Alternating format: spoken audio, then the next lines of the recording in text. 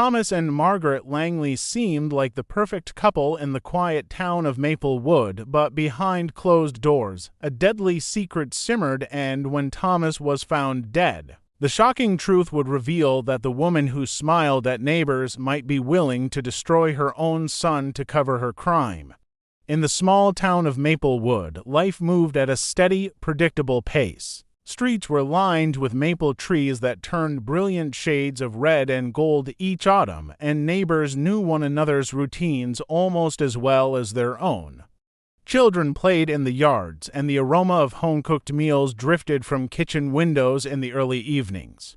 From the outside, the town seemed like the perfect place to raise a family, a haven untouched by the chaos of the modern world. But beneath this idyllic surface, not everything was as serene as it appeared.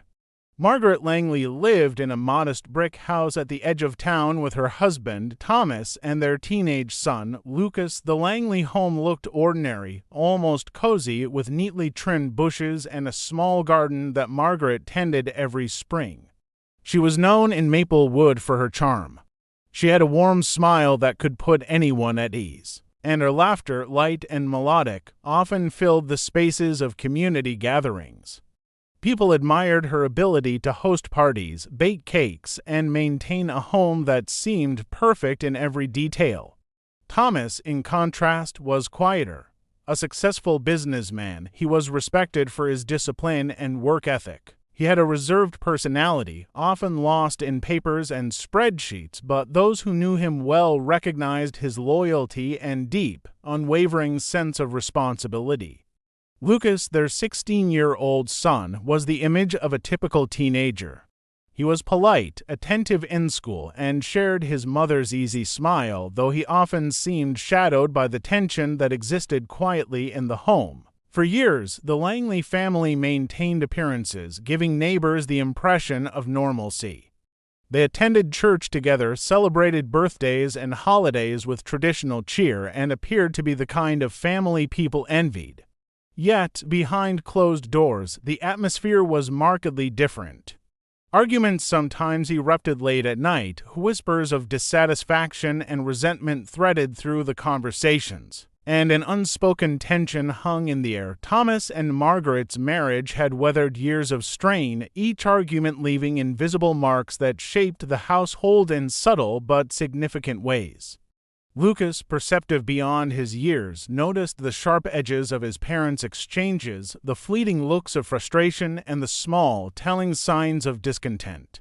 One chilly October morning, the equilibrium of the Langley household shattered. Thomas was discovered lifeless in the home office, slumped over his desk, his tea untouched and cold beside him. The sight was jarring, the kind of scene that freezes the mind in disbelief. Initial reports suggested a sudden, mysterious death, but investigators soon noticed subtle indicators that something more sinister had occurred. The absence of forced entry, the peculiar placement of items in the office, and the faint, almost imperceptible traces left behind pointed toward an intimate knowledge of the household, someone who had been inside without drawing suspicion. Margaret's calm demeanor in the hours after Thomas's death unnerved neighbors and authorities alike. She maintained her composed facade, attending to small household matters with meticulous care, yet investigators sensed an unsettling undertone in her behavior. Behind her polite interactions and serene presence, there seemed to be a hidden current, something quiet and calculating. Lucas, meanwhile, struggled to process the reality of losing his father, a man he had looked up to and relied on for guidance. The air in Maplewood, usually filled with the comforting hum of everyday life, was suddenly heavy with unease. Residents whispered, children asked questions they were too young to fully understand, and the town collectively began to sense that the perfect image of the Langley family had been shattered in ways no one could have anticipated. As the investigation into Thomas Langley's death unfolded, suspicion began to settle like a shadow over the Langley household. The police arrived with quiet urgency, moving through the home with methodical precision. Every corner, every drawer, and every document became a potential clue. Detectives were struck by the absence of obvious signs of a struggle, which immediately suggested that the perpetrator was someone Thomas had trusted, someone who knew the routines and secrets of the household. Margaret's initial composure became a focal point for investigators, her calmness interpreted as either shock or something far more calculated. A deeper look into the Langley family's life revealed cracks that had been hidden behind a carefully constructed facade. Financial records indicated that Margaret had recently taken out several life insurance policies on her husband, policies that Thomas had been unaware of. These policies were substantial and their timing raised questions. Coupled with long-standing marital tension, this discovery painted a picture of potential motive. Investigators began to consider the possibility that Margaret's outward charm might conceal a darker, more strategic side, one that could manipulate situations to her advantage without leaving immediate traces. Further complicating the investigation was the discovery of certain messages on Lucas's phone. Sent from an anonymous number, the texts were threatening, vague, and alarming, hinting at harm and even referencing money in ways that seemed connected to Thomas's death. Initially, this placed Lucas under a cloud of suspicion. Teenagers were often impulsive, and the authorities could not dismiss the idea that he might have acted out in anger or confusion. But something about the messages felt orchestrated, as though someone had crafted them with precision to redirect attention away from themselves. Detectives began to piece together the timeline of events, comparing Margaret's movements with the activities of both Thomas and Lucas in the days leading up to the death. Forensic analysis provided additional, troubling evidence. Toxicology reports revealed a lethal substance in Thomas's system, a poison that was readily obtainable yet uncommon enough to indicate careful planning. Surveillance footage from security cameras within the home showed Margaret moving about the kitchen late in the evening, carrying a cup that matched the one found at Thomas's desk. The footage did not show anyone else entering the room or interfering, further concentrating suspicion on her. Yet investigators remained meticulous, unwilling to jump to conclusions without absolute certainty, aware that the smallest oversight could allow a guilty party to escape justice. Neighbors, meanwhile, were beginning to talk. Maplewood was a town where everyone knew each other, and the appearance of a tragedy in the Langley household disrupted the sense of safety that had long prevailed. People speculated quietly in grocery stores and at local coffee shops, some expressing disbelief that someone so seemingly devoted and gentle could be involved in a murder. Others remembered subtle incidents in past months' arguments overheard through open windows, and explained absences and the occasional tense glance exchange between Margaret and Thomas. All these small details, once dismissed as ordinary marital tension, now took on a sinister significance. As days passed, the focus of suspicion became increasingly clear. Margaret was no longer just a grieving widow. She was the primary subject of the investigation. Her behavior, financial decisions, and proximity to the crime combined into a narrative that was difficult for authorities to ignore. Yet the potential involvement of her son lingered as a troubling shadow, a complication that investigators could not fully unravel. Lucas's innocence was presumed, but the presence of threatening messages and circumstantial evidence created tension, leaving the town of Maplewood unsettled. The investigation, methodical and relentless, was only just beginning to reveal the depths of the Langley family's secrets, and the first pieces of a far more complex puzzle were starting to emerge. The trial of Margaret Langley drew intense attention, both locally and nationally, as the small town of Maplewood watched the drama unfold. Courtroom seats were filled with neighbors, journalists, and curious onlookers, all eager to understand how a woman so admired could be accused of such a heinous act.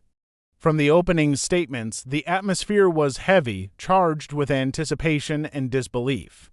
Prosecutors laid out a narrative of meticulous planning and deliberate action, emphasizing Margaret's knowledge of poisons, her opportunity to administer them, and the financial benefits she stood to gain from her husband's death. Each piece of evidence was presented with precision, building a portrait of a woman who appeared calm and calculated even in the most devastating circumstances.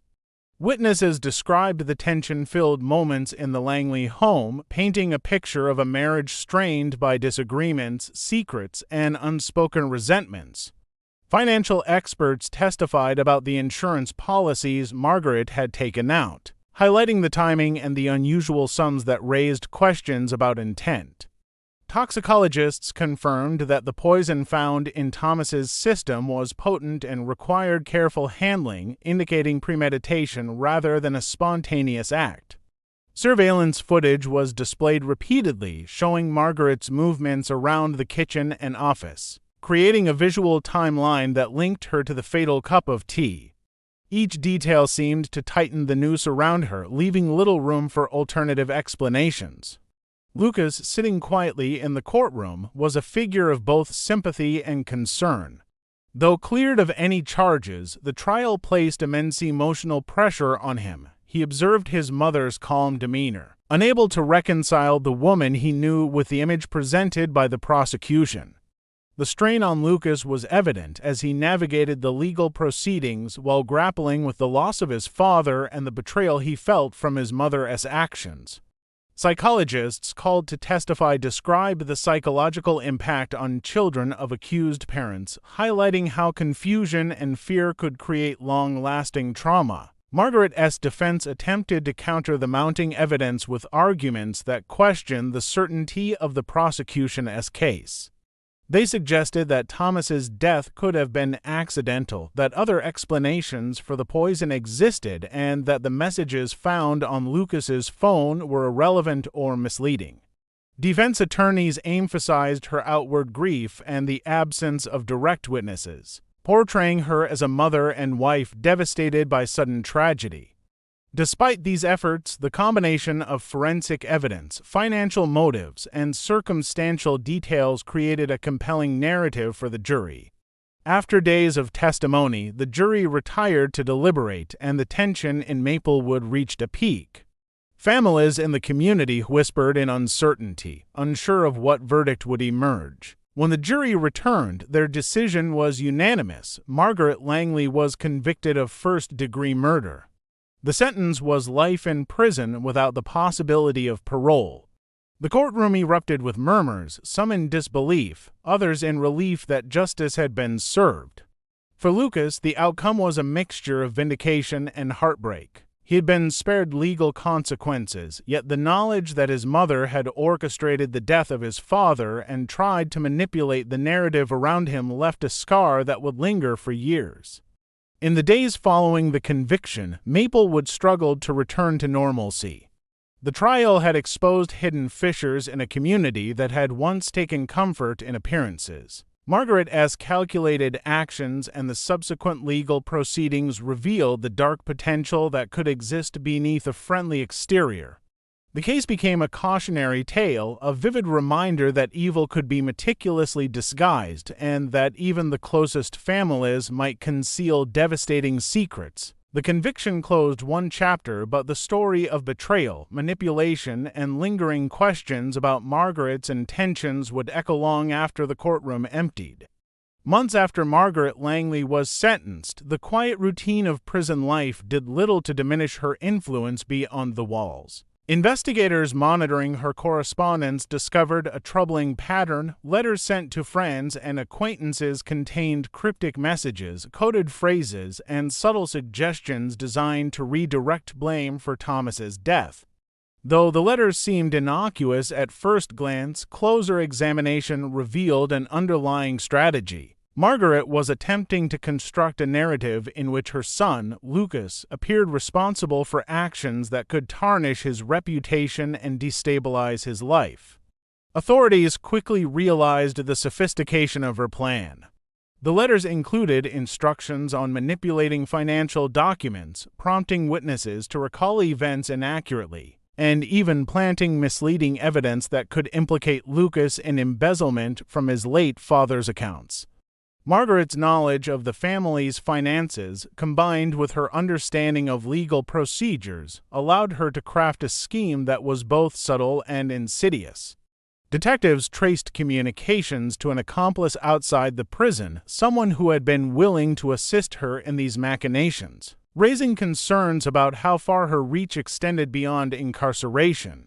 Lucas became the unintended target of this campaign, facing repeated scrutiny as investigators worked to untangle Margaret's web of deception. He was called in for hearings, questioned about discrepancies in accounts, and forced to defend himself against implications he had no part in creating. Each session left him more anxious and exhausted, the weight of his mother's actions pressing heavily on his shoulders. Despite his fear and confusion, he maintained composure, determined to prove his innocence even as the evidence was twisted to appear incriminating. The emotional toll was immense. He felt trapped between loyalty to his family and the desperate need to protect himself from false accusations. The town of Maplewood, still recovering from the shock of Thomas's murder and Margaret's conviction, watched these developments with growing concern. Neighbors who had once admired Margaret now spoke of her with caution, recognizing the lengths to which she was willing to go to manipulate those around her. Psychologists and criminal experts highlighted the uniqueness of her case, pointing out that attempts by convicted criminals to target family members were rare but deeply damaging when they occurred. Margaret's actions underscored a level of cunning and persistence that went beyond ordinary criminal behavior, revealing a personality capable of exploiting emotional bonds for self-preservation. Investigators meticulously documented every step of her plan, using forensic accounting, digital tracking, and interviews to dismantle the narrative she sought to impose. Each piece of falsified evidence was identified and neutralized, demonstrating the careful, methodical work required to counteract her influence. Lucas, though shaken, began to understand the depth of his mother's manipulation and the importance of reclaiming control over his own life. As authorities pieced together the full extent of her post-conviction schemes, it became clear that Margaret's reach had been significant, but not insurmountable. The revelation of her attempts to frame Lucas left the community reeling, but it also brought clarity. Margaret's actions confirmed that her motives had always been self-serving and that the dangers of her manipulation extended beyond Thomas's death. The story of her calculated betrayal and relentless schemes became a stark reminder of the vulnerability inherent in family dynamics when trust is weaponized. It was a chilling chapter in a case already marked by deception, forcing both Lucas and the town to confront the reality that evil can persist even after justice appears to have been served. In the years following Margaret Langley's conviction and her failed attempts to frame Lucas, the echoes of her actions continued to shape the lives of everyone involved. Margaret remained in prison, her presence now confined to letters, occasional visits, and the records of her schemes. The letters she had sent, once cryptic and manipulative, became part of the permanent file documenting the lengths she was willing to go to protect herself and harm others. Prison staff described her as calm and composed, her demeanor unchanged from the day she was convicted, a stark contrast to the chaos she had left in her family and community. Lucas, now older and more resilient, gradually began to rebuild his life, determined to escape the shadow of his mother's crimes. The experience had left deep emotional scars, but it also strengthened his resolve. He focused on school, work, and relationships that provided stability and trust, slowly reconstructing the sense of normalcy that had been shattered. The town of Maplewood, still recovering from the trauma of the murder and its aftermath, observed his progress with cautious admiration. Residents recognized that the events surrounding the Langley family were not merely a cautionary tale. They were a lived experience that demonstrated how closely danger and betrayal could lurk within familiar walls.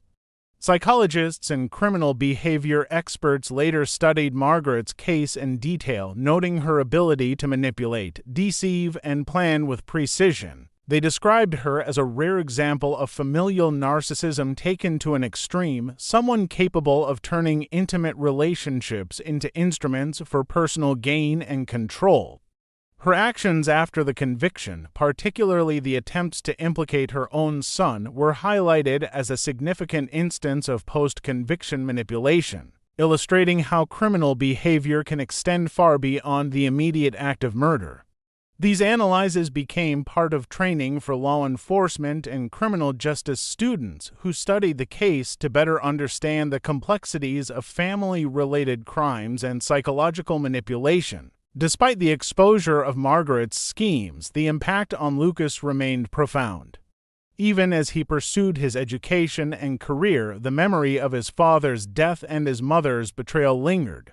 He learned to navigate a world where trust was earned cautiously and where appearances could be dangerously deceptive. Over time, he found ways to channel his experiences into a deeper understanding of human behavior and resilience.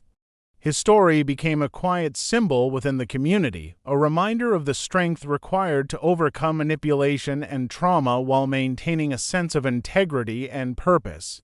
Maplewood itself eventually returned to a semblance of peace, life resumed its ordinary rhythms, and the maple trees continued to turn brilliant shades each autumn, masking the dark chapter that had unfolded beneath their branches. Yet the memory of the Langley family's tragedy lingered, shaping the community's understanding of trust, deception, and the fragility of appearances. The story of Margaret Langley, her calculated betrayal, and the resilience of her son became a lasting narrative, a cautionary tale studied, discussed, and remembered. It was a reminder that evil can be hidden behind familiarity and charm, but also that courage and determination can endure, allowing truth and justice to emerge even in the aftermath of profound betrayal.